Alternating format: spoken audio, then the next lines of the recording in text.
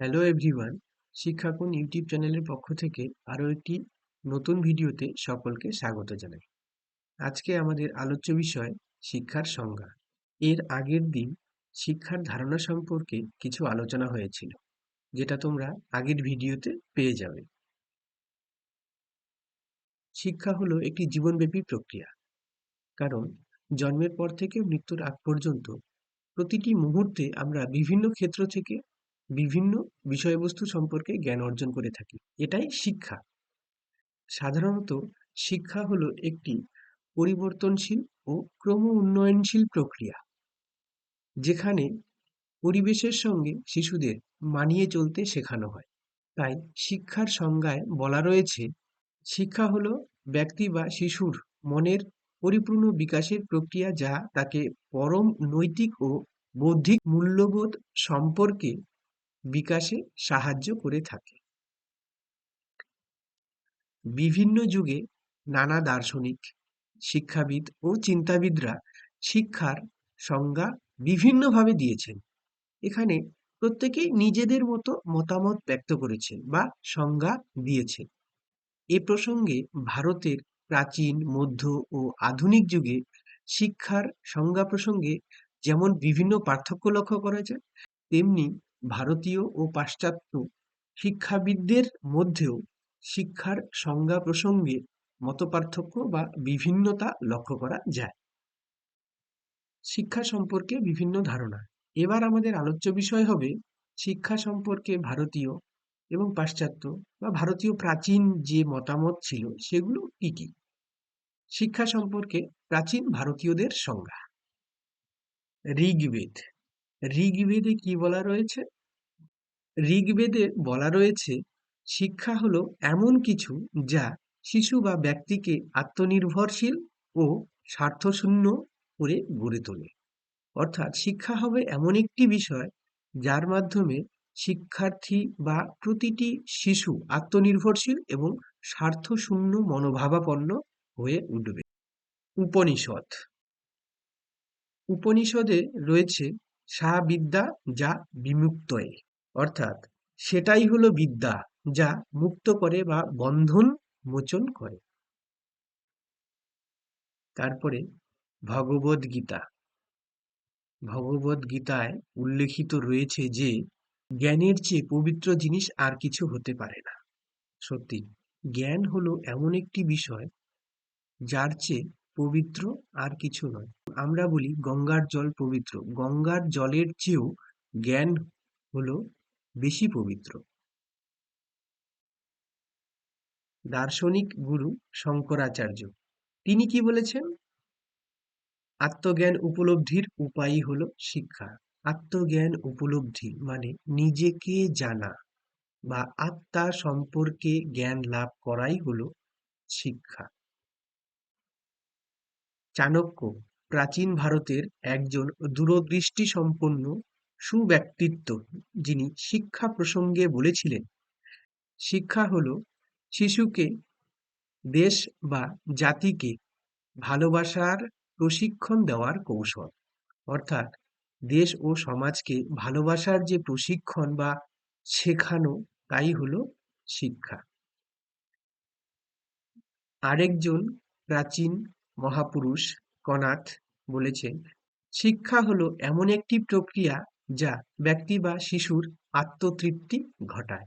অর্থাৎ নিজের যে সন্তুষ্টির প্রয়োজন রয়েছে, যা শেখায় বা যে বিষয়টা আমাদের শেখায়, তাই হলো শিক্ষা। এখানে সমস্ত ভারতীয় মনীষীদের কথা উল্লেখ করা সম্ভব হয়নি। ডেসক্রিপশন বক্সে লিংক দেওয়া রয়েছে, তোমরা পিডিএফ ফাইলে বাকি ভারতীয় যারা রয়েছে তাদের সংজ্ঞাও পেয়ে যাবে। এবার শিক্ষা সম্পর্কে আধুনিক ভারতীয়দের সংজ্ঞা বা মতামত। আমাদের সকলের পছন্দের স্বামী বিবেকানন্দ, তিনি কি বলেছিলেন? মানুষের অন্তর্নিহিত সত্তার পরিপূর্ণ বিকাশই হলো শিক্ষা। স্বামী বিবেকানন্দের মতে তিনি বলেছেন, মানুষের মধ্যে যে অন্তর্নিহিত সত্তা লুকিয়ে রয়েছে তার পূর্ণ বিকাশ ঘটানোই হলো শিক্ষা।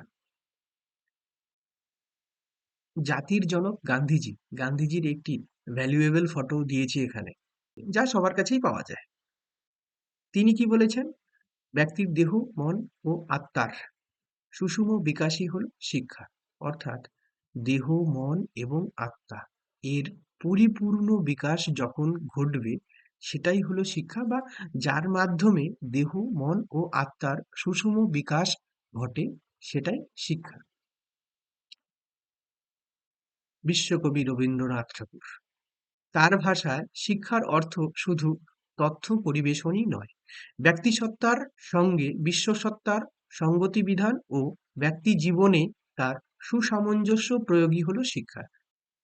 অর্থাৎ শিক্ষা এমন কিছু নয় যা শুধু কিছু তথ্যের পরিবেশন করবে বা আমাদের সামনে কিছু তথ্য উপস্থাপন করে, এমন কিছু শিক্ষা নয়। তাহলে শিক্ষাটা কি? শিক্ষা হলো বিশ্বসত্তার সঙ্গে ব্যক্তিসত্তার, বিশ্বের সঙ্গে প্রতিটি মানুষের সামঞ্জস্য বিধান করে বাস্তবিক প্রয়োগই হলো শিক্ষা। আরেকজন আধুনিক শিক্ষাবিদ ঋষি অরবিন্দ, তার মতে মানুষ যে বিকাশমান আত্মসত্তার অধিকারী, তাকে সম্পূর্ণভাবে বিকাশ করার যে প্রচেষ্টা, তাই হলো শিক্ষা। অর্থাৎ প্রতিটি শিশু বা ব্যক্তি কিন্তু আত্মসত্তার অধিকারী। প্রত্যেকের মধ্যে কিছু মৌলিক সত্তা রয়েছে, সেই মৌলিক সত্তাগুলির সম্পূর্ণ বিকাশ ঘটানোই হলো শিক্ষা, বা ঘটানোর যে প্রক্রিয়া, সেটাই শিক্ষা। স্বামী দয়ানন্দ সরস্বতীর মতে শিক্ষা হলো চরিত্র গঠন ও ধার্মিক জীবনযাপনের উপায়। তিনি বলেছেন, শিক্ষা হবে আদর্শ চরিত্র গঠনের একটি উপায়, বা যে উপায়ের মাধ্যমে আমাদের আদর্শ চরিত্র গঠিত হবে, তাই শিক্ষা। এবং ধার্মিক বলতে এখানে মানব ধর্মের কথা বলা হয়েছে, যা আমাদের মানব ধর্ম শেখায়, তাই হলো শিক্ষা। এবার আসা যাক পাশ্চাত্য শিক্ষাবিদদের অভিমত বা সংজ্ঞা। ইনি হলেন প্লেটো। তো তৎকালীন সময় তো আর ডিএসএলআর ক্যামেরা ছিল না, তাই এই ফটোটাই পেলাম। প্রাচীন দার্শনিক প্লেটো বলেছেন, শিক্ষা হলো শিশুর নিজস্ব ক্ষমতা অনুযায়ী দেহ ও মনের সার্বিক বিকাশ সহায়ক প্রক্রিয়া। তার মানে তিনি বলেছিলেন, শিক্ষা হবে প্রত্যেকটি শিশুর ক্ষমতা অনুযায়ী দেহ ও মনের সার্বিক বিকাশের প্রক্রিয়া। বর্তমান সমাজ ব্যবস্থায় কিন্তু শিক্ষাটা বলপূর্বক শিশুর উপরে চাপিয়ে দেওয়া হয়। আজ থেকে বহু বছর আগেই তিনি বলেছেন, শিক্ষা হবে শিশুর ক্ষমতা অনুযায়ী দেহ ও মনের বিকাশ। অ্যারিস্টটল, অ্যারিস্টটলের মতে শিক্ষা হলো সুস্থ দেহে সুস্থ মনের অবস্থান। শরীর যদি সুস্থ হয়, তাহলে আমাদের মন সুস্থ থাকবে। এর যে প্রক্রিয়া, সেটাই শিক্ষা। প্রকৃতিবাদী দার্শনিক রুশো, তার মতে শিক্ষা হলো শিশুর সকল দিকের বিকাশ, যেমন দৈহিক, মানসিক, প্রাক্ষবিক, সামাজিক, নৈতিক ইত্যাদি বিকাশের পাশাপাশি সমাজ ও রাষ্ট্রের কল্যাণ সাধন। অর্থাৎ এখানে তিনি বলেছেন, শিক্ষা হবে দৈহিক, মানসিক, প্রাক্ষবিক তথা সর্বাঙ্গীন। তিনি কিন্তু আধুনিক শিক্ষার প্রবর্তন করেছিলেন। তিনি বলেছেন, শিক্ষা হবে শিক্ষার্থীর সর্বাঙ্গীন বিকাশ, এর পাশাপাশি সমাজ এবং রাষ্ট্রের কল্যাণ সাধন। কিন্ডারগার্টেনের প্রবর্তক ফ্রয়েবেল, তিনি কি বলেছেন, শিক্ষা হলো অন্তর্নিহিত সুপ্ত সম্ভাবনার উন্মেষ সাধন। তার মানে প্রত্যেকটি শিশু বা ব্যক্তির মধ্যে কিছু অন্তর্নিহিত সম্ভাবনা সুপ্ত অবস্থায় রয়েছে, ঘুমন্ত অবস্থায় রয়েছে। শিক্ষা সেগুলিকে কি করে নাড়া দিয়ে তোলে এবং জাগিয়ে তোলে। জন ডিউই, শিক্ষা হলো অভিজ্ঞতার অবিরত পুনর্গঠনের মাধ্যমে জীবনযাপনের প্রক্রিয়া। প্রতিনিয়ত আমরা নতুন নতুন জ্ঞান এবং অভিজ্ঞতা অর্জন করে চলেছি। এই যে নতুন নতুন জ্ঞান এবং অভিজ্ঞতাগুলি রয়েছে, তার মাধ্যমেই আমাদের উন্নত জীবনযাপনের যে প্রক্রিয়া আমরা করে থাকি, সেটাই হলো শিক্ষা। এছাড়াও আরো অন্যান্য শিক্ষাবিদ রয়েছে পাশ্চাত্যের, তাদের সংজ্ঞাও ডেসক্রিপশন বক্সে যে পিডিএফটা দেওয়া রয়েছে সেই পিডিএফ থেকে তোমরা পেয়ে যাবে। Thank you and keep watching.